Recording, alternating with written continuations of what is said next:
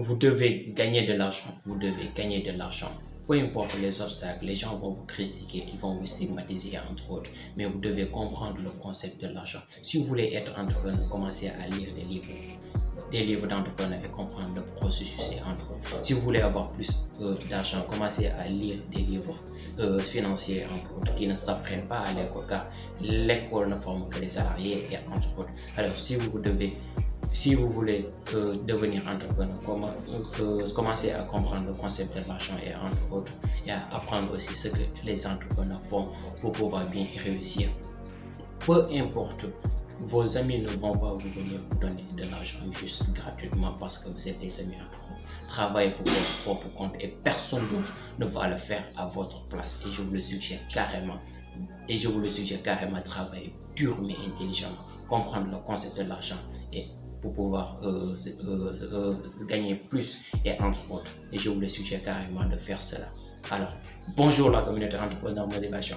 J'espère que vous allez bien, que vous avez la méga pêche. Ici c'est Entrepreneur Motivation. On parle d'entrepreneuriat, de motivation, de réussite et d'échec. Car ça fait partie du processus pour pouvoir bien réussir dans la vie.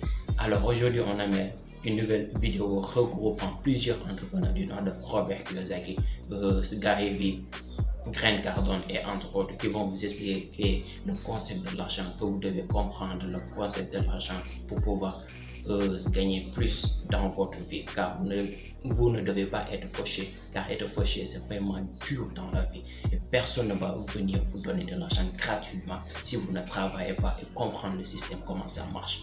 Alors si vous êtes nouvel dans cette chaîne, je vous souhaite de vous abonner, activer la cloche de notification pour ne rien rater de nos vidéos car ici c'est la chaîne des entrepreneurs et je compte sur vous pour faire agrandir la communauté le plus rapidement possible.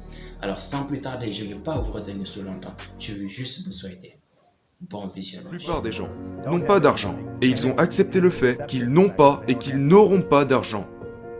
Ils n'ont aucune économie. Ils sont constamment effrayés par l'argent. Ils dépensent plus que ce qu'ils gagnent. Ils ne savent pas comment gagner de l'argent et ils ne savent certainement pas comment le multiplier. J'ai simplement compris comment m'en sortir. Il est juste vraiment important que les gens comprennent que se plaindre n'a aucun intérêt. Si vous vous plaignez de ne pas avoir assez d'argent, travaillez plus.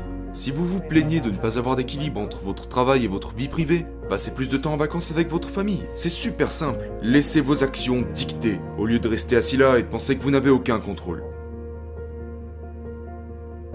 Envoyer nos enfants à l'école est une erreur, car ils deviennent faibles.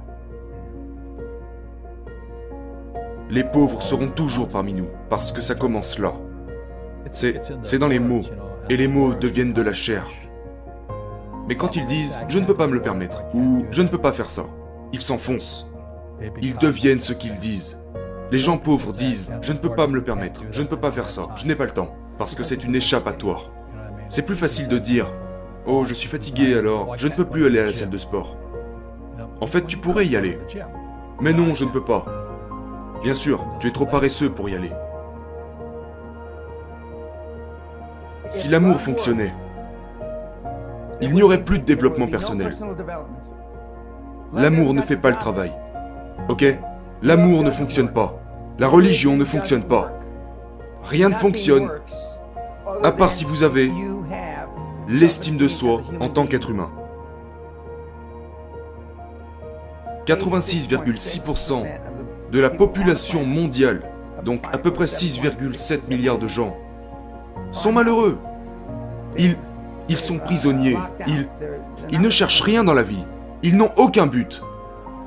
Parce que la plupart des gens vivent au jour le jour.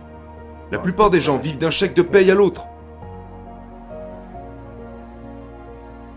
Lorsque vous essayez de simuler quelque chose et que vous avez une mauvaise intention, on vous détestera d'une manière ou d'une autre. Je connais mon but. Alors de quoi est-ce que j'aurais peur ? Je veux construire le plus grand bâtiment de la ville. C'est ce que je veux. Et tu sais comment je vais faire ? En construisant le plus grand bâtiment de la ville. Beaucoup de gens veulent construire le plus grand bâtiment de la ville. Et tu sais comment ils veulent le faire ? En démolissant le bâtiment des autres. Oh, je ne serai jamais riche. Ou le préféré, les riches sont égoïstes. Ce sont les pauvres qui sont égoïstes, si vous y pensez, parce que Pour être riche, vous devez donner quelque chose. Si vous trouvez le remède au cancer aujourd'hui, vous deviendrez multimilliardaire. Et voilà, vous êtes milliardaire. Non mais, je suis trop occupé pour soigner les autres. Je pense que je vais aller jouer au golf à la place. La pauvreté est transmise génétiquement. Et donc les gens qui sont assis chez eux en ce moment, et qui ont des difficultés financières, ou qui s'inquiètent à propos de l'argent, ou qui sont contents de gagner beaucoup d'argent, mais mécontents de faire ce qu'ils font, cela leur a probablement été enseigné. Votre super-ego a appris à trouver un travail, travailler dur, ou vous ne serez jamais riche, ou riche mais malheureux, ou peu importe. Tant que vous ne changerez pas votre état d'esprit, l'argent ne pourra pas vous aider. Correct. On peut le voir avec les gens qui gagnent à la loterie, et les gens qui touchent beaucoup d'argent. Ils ont toujours le même problème, parce qu'ils ont cette âme de pauvre. Si vous êtes pauvre, vous serez toujours pauvre. L'ennui et la drogue que vous devez absolument éviter. Parce que c'est là que les gens commencent à faire de mauvais choix. En général, c'est là qu'ils deviennent des consommateurs de déchets.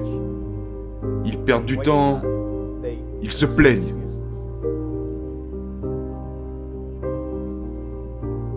C'est vraiment dégoûtant que quelqu'un veuille tout sous-traiter. Il y a 168 heures dans une semaine. J'aimerais bien toutes les utiliser. Tu veux te salir les mains et faire les choses qui ne sont pas à ton échelle ?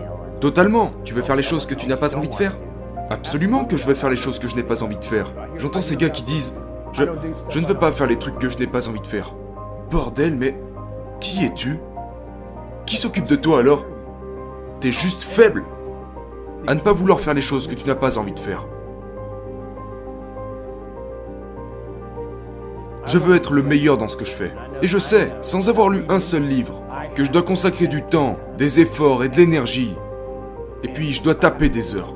Je dois être discipliné. Je ne pense pas que j'ai du talent.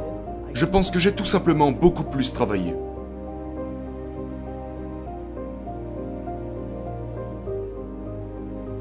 Par définition, vous n'avez pas de contrôle sur la chance. Et vos habitudes comptent énormément. Je pense que la raison pour laquelle elles valent la peine de se pencher dessus et de les comprendre, c'est parce que c'est la partie de votre vie que vous pouvez influencer et qui détermine également vos résultats. Ce n'est pas que de la chance, ce n'est pas que des habitudes. Mais la différence, c'est que vous pouvez contrôler vos habitudes contrairement à votre chance. La seule stratégie raisonnable consiste à vous concentrer sur ce que vous pouvez contrôler.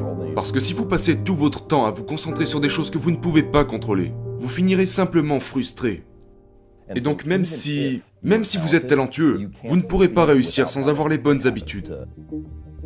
Parce que si vous n'avez pas les bonnes habitudes, les bonnes pratiques, les bonnes routines et rituels pour réaliser pleinement votre potentiel, eh bien, la plupart du temps, vous ne serez tout simplement pas assez bon. Vous serez assez bon pour le niveau inférieur. Mais une fois que vous arrivez au sommet dans n'importe quel domaine, tout le monde est talentueux. Et donc la seule chose qui vous distinguera des autres n'est certainement pas votre don naturel, mais votre capacité à vous entraîner, à pratiquer et à sortir du lot. Peu importe ce que j'ai pu faire ou accomplir, il y a encore tellement de choses à faire. Il m'a dit, si je dois t'apprendre les principes de l'argent, eh bien tu commenceras par travailler pour moi gratuitement. Et j'ai dit, pourquoi gratuitement ? Il a dit, parce que si je te paye, tu penses comme un employé. Si tu apprends à ne jamais travailler pour l'argent, tu seras riche.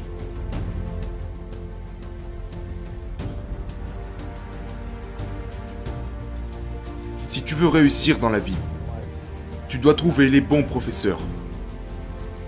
Notre système scolaire ne vous donnera jamais la vérité, parce que lui aussi a été créé par le système. Fausse monnaie, faux professeurs, fausses valeurs. C'est juste un scénario. Ils ne savent rien au sujet de l'argent. Et c'est ce qu'ils prétendent enseigner à nos enfants. Une question que je pose partout dans le monde, qu'est-ce que l'école vous apprend à propos de l'argent ? Et la réponse est rien.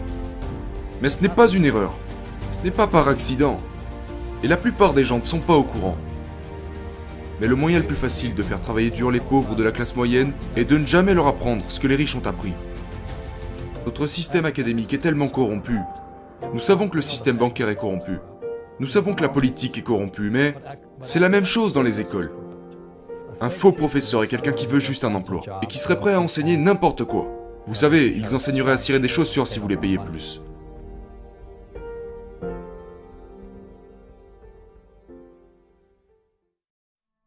Souvent, les gens disent, vous savez, je veux plus d'argent, je veux perdre du poids ou je voudrais tel ou tel résultat. Mais la vérité, c'est que votre compte bancaire est juste le reflet de vos habitudes financières. Votre poids est juste le reflet de vos habitudes alimentaires. Vos connaissances sont le reflet de vos habitudes d'apprentissage et de lecture. Et donc, en fait, nous pensons que ce qui doit changer, c'est le nombre sur notre compte bancaire ou le nombre sur la balance. Mais ce qui doit réellement changer, c'est les habitudes qui précèdent ces résultats.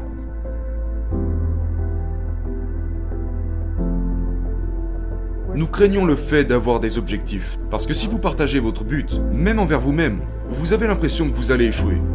Donc, quand vous allez dans une boutique et que le vendeur vous dit « Est-ce que je peux vous aider ?»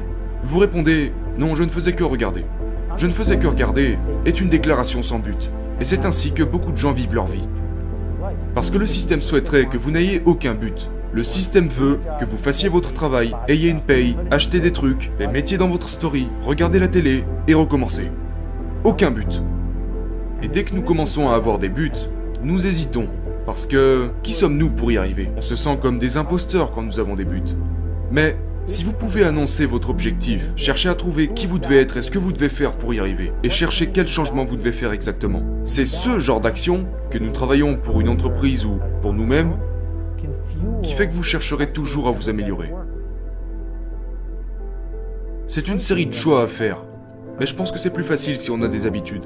Les habitudes apportent des résultats. Les objectifs apportent des résultats. Mais vous ne pouvez pas avoir l'objectif d'écrire un best-seller parce que il manque des informations. L'objectif serait plutôt, je vais écrire tous les jours et je vais apprendre ci et ça. Et peut-être que les conséquences de ces actions répétées jour après jour donneront finalement un best-seller.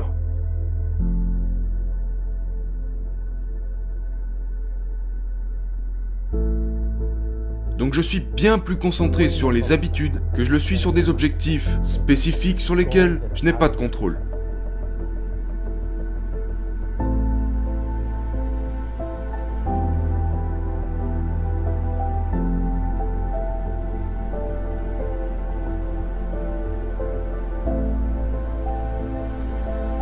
J'espère qu'à partir de maintenant, vous allez comprendre le concept de l'argent, lire des livres d'entrepreneurs. Sans plus tarder, je vais vous dire un livre de Robert Kiyosaki, Père riche, Père pauvre. Ce livre-là, si vous lisez ça, ça va vous ouvrir les yeux. Vous allez comprendre le concept de l'argent, comment économiser votre argent, comment gérer votre argent et comment investir votre argent pour pouvoir bien réussir dans votre vie. Car l'école seulement ne va pas vous permettre de réussir, de bien réussir, avoir une réussite vraiment grandiose et ne pas avoir à travailler dans une boîte et entre autres. Vous devez comprendre les concepts, comprendre la fiscalité, comprendre comment les banques fonctionnent, les comptes courants, les comptes épargne et entre autres. Et sans cela, si vous ne changez pas votre mindset, ça ne va pas se répercuter dans votre vie. Prenez-en conscience et comprenez l'aspect financier. Sans plus tarder, je ne vais pas vous retenir ce longtemps. Je vous dis juste au prochain épisode.